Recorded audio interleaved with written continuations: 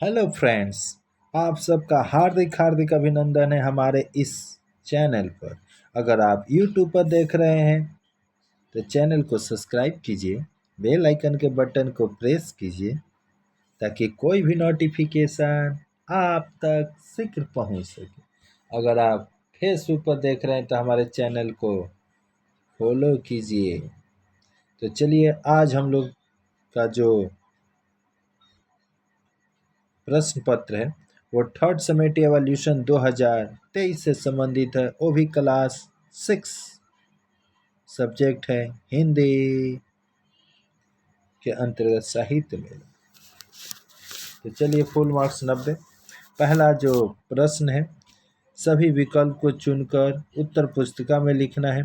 आपके समझ सिर्फ इस समय जो दिख रहा है वह एक प्रश्न पत्र है और इस प्रश्न पत्र के तुरंत बाद ही आपको इन सारे प्रश्नों के उत्तर मिल जाएंगे। आपको उतना कष्ट करने की ज़रूरत नहीं है क्योंकि इस कष्ट को दूर करने का काम हमारी प्रिय छात्रा जिनका नाम है सोनी पांडे जी, जो क्लास 6 की स्टूडेंट है, उन्होंने सारे प्रश्नों को सॉल्व कर हमें यानी आपके लिए हमारे पास पहुंचा दी है।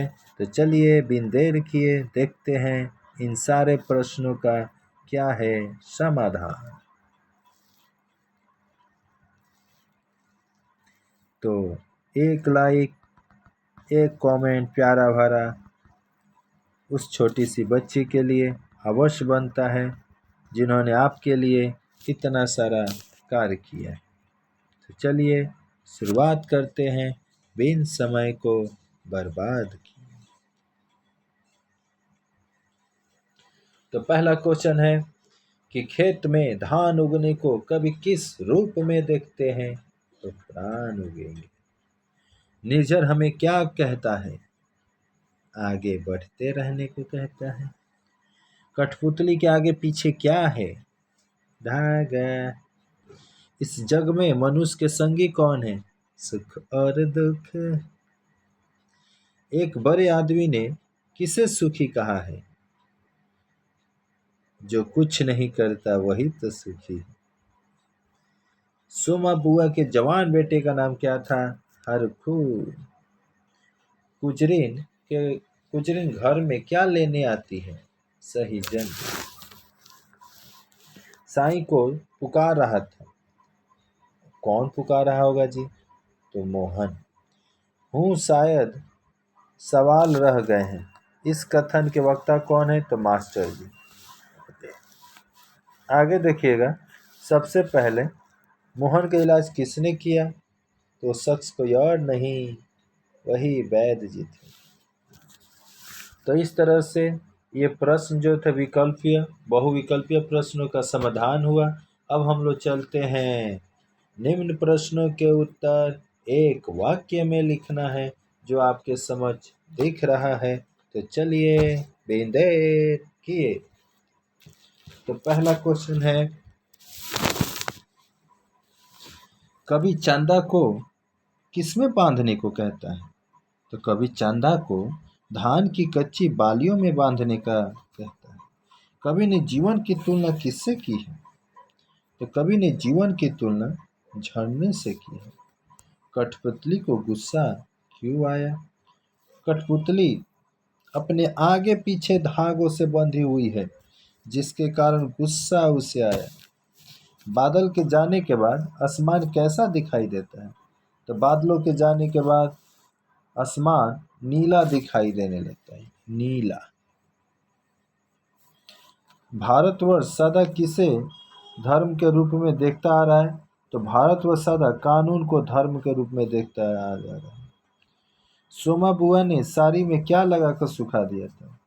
तो सोमा बुआ ने साड़ी में माड़ लगाकर सुखा दिया था।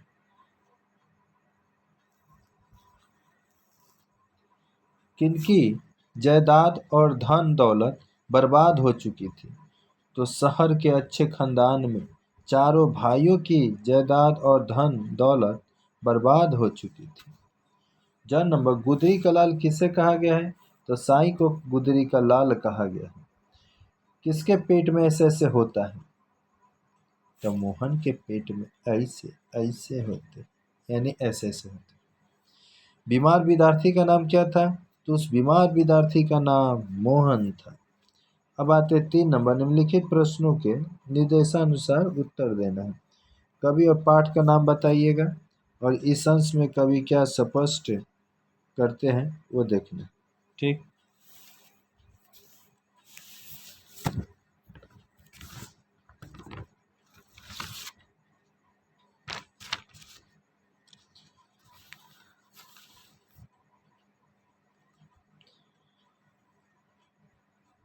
तो प्रश्न अब में से आप देख लीजिएगा।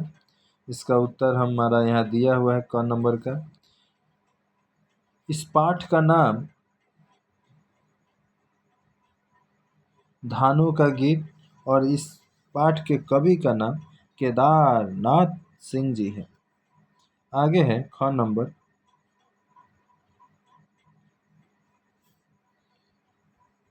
चलना है केवल चलना, जीवन चलता ही रहता है, मर जाना है बस रुक जाना है, निर्झर झर कर यह कहता है। तो बादल के आने में,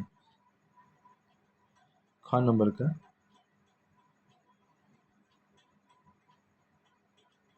बादल के आने में देरी तथा वर्षा न होने से सब जगह का वातावरण वीरान बन जाता है। कठिन गर्मी और धूप के कारण लोग घर से नहीं निकल पाते हैं, इसलिए सारे रास्ते सुनसान बन गया है और कहीं चहल पहल न हो जाती है। चलना है केवल चलना, जीवन चलता रहता ही रहे, जीवन चलता ही रहता है, मर जाना है मर जाता है बस रुक जाना, निर्झर झर कर यह कहता है। तो पाठ और कवि का नाम बताना है। तो इस पाठ का नाम जीवन का झरना और इसके कवि का नाम आरसी प्रसाद जी है। इस अंश का भाव स्पष्ट करना है। तो मनुष्य का जीवन आगे बढ़ने रहने के लिए है। मनुष्य जीवन की सफलता आगे बढ़ने रहने में ही है। सदा आगे बढ़ते हुए झरना भी यही हमें संदेश देता है कि चलते रहना ही जीवन है।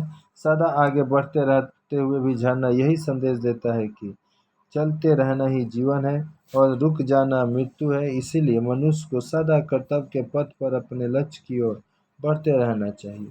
जीवन में सदा गतिशील बने रहना ही सच्चा जीवन है। आगे आप देखिएगा, निम्नलिखित प्रश्नों के उत्तर निर्देशानुसार आपको लिखना है, जैसे आपको निर्देश दिया जाएगा।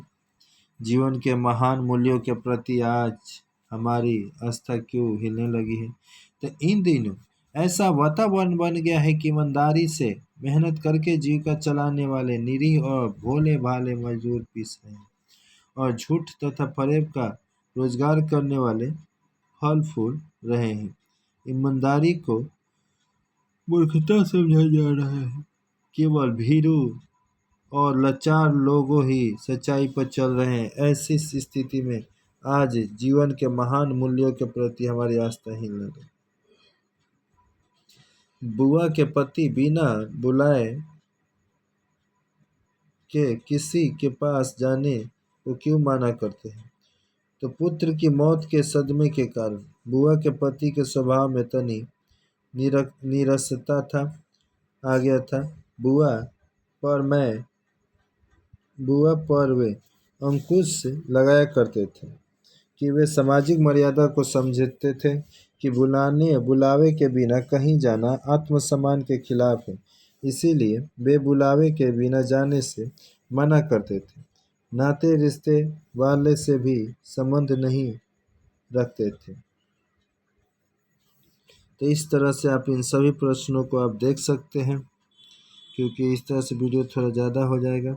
आप इन सभी प्रश्नों को देख लीजिए और इनका जो उत्तर है यहाँ पर लिखा हुआ है। आप सभी अपने अभ्यास पुस्तिका कॉपी में कोशिश कीजिएगा लिख लेने का, ताकि आपको फाइनल एग्ज़ाम में आपको बहुत ही इसके मदद मिले।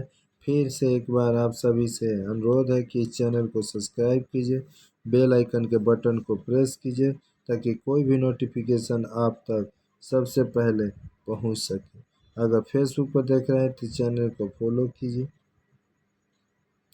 यहाँ पर लिंक नहीं दिया गया है।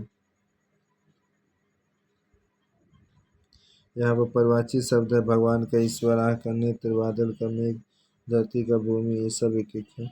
यहाँ निम्न शब्दों के विलोम शब्द लिखने, गरीब का अमीरी, शहर का गांव, बुढ़िया का जवान,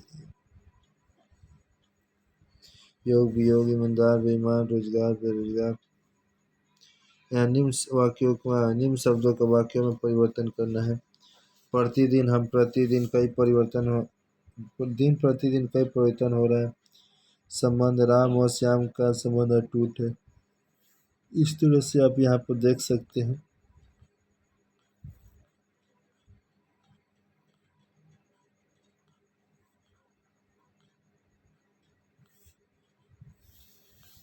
यह निबंध दिया हुआ है। यह उन्होंने निबंध दिवाली पर लिखा है। और इस तरह से इस वीडियो में इतना ही। फिर मिलते हैं किसी नेक्स्ट वीडियो में। तब तक के लिए जय हिंद, जय भारत, वंदे मातरम।